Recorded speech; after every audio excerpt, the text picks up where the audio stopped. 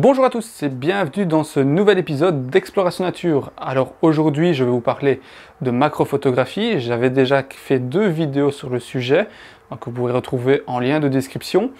Alors aujourd'hui ça va être une vidéo un peu différente parce que vous avez été assez nombreux à réagir, je veux dire, sur une des vidéos macro et aussi sur mon compte Instagram et ma page Facebook par rapport à la prise de vue. Alors aujourd'hui, je vais simplement vous parler de comment moi je procède au niveau de mes réglages, ou au niveau de mes prises de vue photo. Donc aujourd'hui, ce ne sera pas spécialement matos, on ne va pas parler matos du tout. Parce que bon voilà, vous le savez tous, moi je travaille avec un 5D Mark III et un 100 mm macro 2.8L de chez Canon. Donc voilà, donc pour ceux qui n'ont pas spécialement ce genre d'optique, c'est pas grave, vous pouvez suivre cette vidéo. Pourquoi? Parce que ça va parler des réglages, de comment procéder pour mieux réussir vos photos. Alors premièrement, dans cette première partie de vidéo, je vais vous parler de mes réglages que moi j'utilise sur mon boîtier, de comment je procède et je vais vous donner quelques petites astuces pour mieux vous réussir vos photos. Donc au niveau de mes réglages à moi, je vais principalement travailler avec des ISO automatiques. Donc ça c'est la première chose que je vais faire sur mon boîtier, c'est régler mes ISO. Il faut savoir que moi je vais travailler avec une plage automatique d'ISO, mais en limitant. C'est-à-dire que je vais partir de 100 ISO et je vais mettre une limite par exemple à 1600. Pourquoi? Parce que suivant les prises de vue, suivant la quantité de lumière, suivant parfois l'ouverture que je vais choisir, ma luminosité va manquer ou va augmenter. Donc moi je préfère ne pas commencer à devoir régler mes ISO, ma vitesse, mon ouverture tout en même temps. Non, les ISO c'est quelque chose que le boîtier va gérer lui-même. Après l'ouverture, je vais la choisir et puis j'ai juste à régler ma vitesse. Pour certains boîtiers, donc par exemple les 200D, les D3300 ou ce genre d'appareils photo qui n'ont pas une montée ISO extra, je dirais limitez-vous à 800 ISO, ce qui vous laisse quand même 100 à 800, c'est quand même pas mal en termes de plage, en termes de plage lumière. Au niveau de l'ouverture, il faut savoir qu'en macro, ça va dépendre un peu de ce que vous voulez donner comme nuance. Si maintenant on prend une photo à f2.8 et qu'on prend une photo à f7.1 par exemple, vous allez avoir le flou d'arrière-plan qui va changer, donc qui va être un peu moins prononcé plus on va fermer, mais ça va avoir un impact aussi sur votre sujet. C'est-à-dire que par exemple en macro, il faut savoir que fermer à f2.8 c'est beaucoup. Enfin, ouvrir à f2.8 c'est trop. N'oubliez pas que si vous fermez un peu plus votre diaphragme, vous allez manquer de lumière. Donc pour certains appareils photo, certains objectifs, quand on n'est pas stabilisé non plus, le manque de lumière va se justifier par une baisse de la vitesse.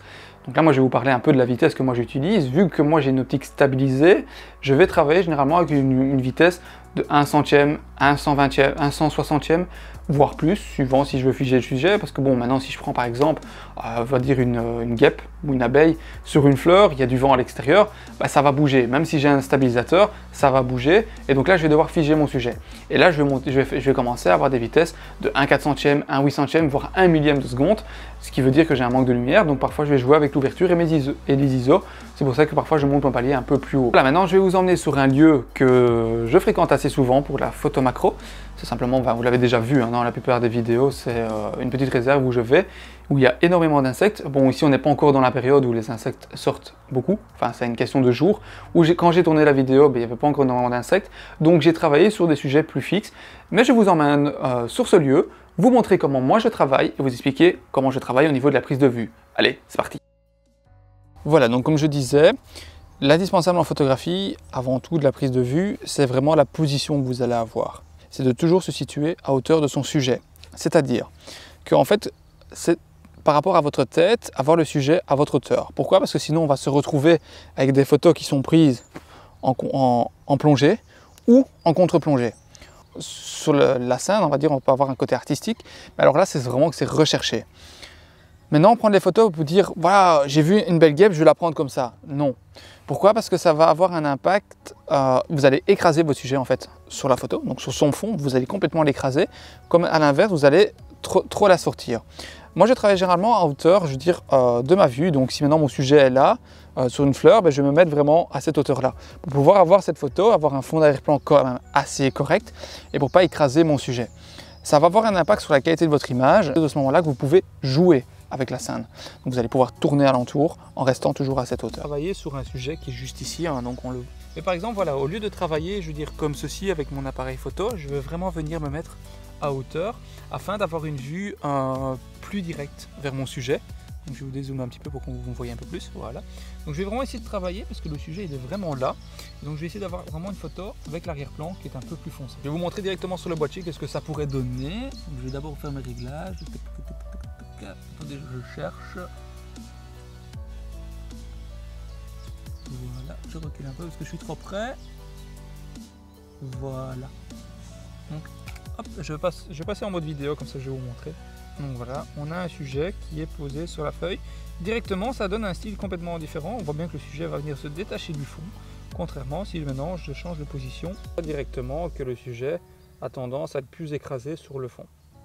Donc maintenant que j'ai mon sujet, je vais venir simplement effectuer d'abord les premiers réglages. Je vais venir simplement faire ma mise au point pour voir mes paramètres.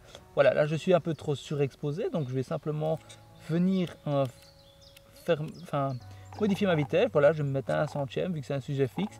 Par contre, j'ai très peu d'arrière-plan, donc je fais d'abord une première photo. Voilà. Donc là, par contre, je vais devoir fermer un peu plus mon diaphragme. Donc, je ne suis à 2,8. Je vais passer sur une fermeture de... Allez, moi je vais mettre à 5,6. Donc, je vais fermer du double, simplement.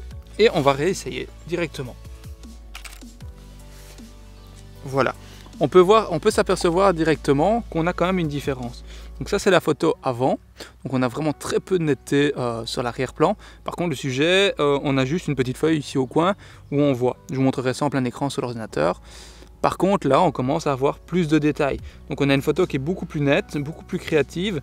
Le flou arrière je dirais moins prononcé, mais ça on s'en fout. Parce qu'en fait c'est vraiment le sujet où on va venir rechercher et avoir une meilleure netteté. Voilà, vous avez été beaucoup à me poser la question si je travaillais avec un éclairage externe ou pas.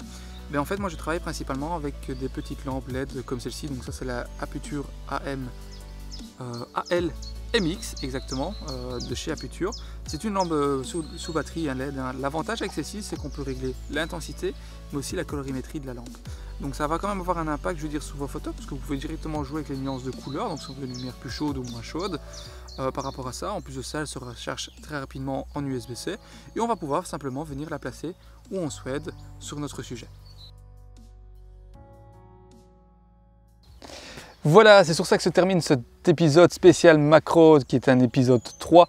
J'espère que celui-ci vous aura plu et vous aura permis d'évoluer dans votre pratique photo. On se retrouve très bientôt sur la chaîne pour d'autres vidéos. N'oubliez pas de passer dans la partie communauté de la chaîne afin de voir les nouveautés et les sorties éventuellement des vidéos, enfin des nouveautés par rapport aux vidéos sur la chaîne. Sur ce, on se revoit très bientôt. Je vous souhaite une agréable journée. Ciao!